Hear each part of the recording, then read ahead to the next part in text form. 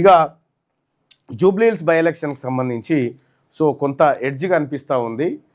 Jubilee Hills by ఎలక్షన్లో ఓటర్లను వీళ్ళందరినీ కొద్దిగా అబ్జర్వ్ చేసి పరిశీలించినప్పుడు సో కాంగ్రెస్ పార్టీకి కొంత ఎడ్జ్గా అనిపిస్తూ ఉంది.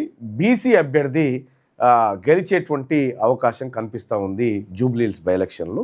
సో బీసీ అభ్యర్థి గెలవడం అంటే తెలుసు కదా, అందరికీ మంచిదే. సో కాబట్టి బీసీ అభ్యర్థి గెలిచేటువంటి అవకాశాలు అయితే కనిపిస్తూ ఉన్నాయి. ఆ ప్రిడిక్షన్స్ రేపు బీహార్ ఎన్నికలు, జూబ్లీహిల్స్ ఎన్నికల పైన నాన్ స్టాప్ కవరేజ్ను మన క్యూ న్యూస్ అందించబోతోంది. అనగడ వాళ్ళు ఉన్నారు పిలుపు. సో అందించబోతూ ఉంది. ఇక్కడ బీహార్ కాస్ట్ సెన్సస్ లెక్కల గురించి బహుశా చాలామందికి ఆయన బయట పెట్టడం ద్వారా నితీష్ కుమార్కి అడ్వాంటేజ్ అయింది. కాంగ్రెస్ పార్టీ ఇటు కర్ణాటకలో క్యాస్ట్ సెన్సస్ చేసింది, తెలంగాణలో చేసింది, కానీ లెక్కలు బయట పెట్టలేదు, దొంగతనం చేసింది అన్నట్టు. సో అట్లా ఓబీసీ క్యాస్ట్ కాంగ్రెస్ పార్టీ నమ్మేటువంటి పరిస్థితుల్లో లేకుండా పోయినాయి. సో ఇది జరిగినటువంటి కార్యక్రమం.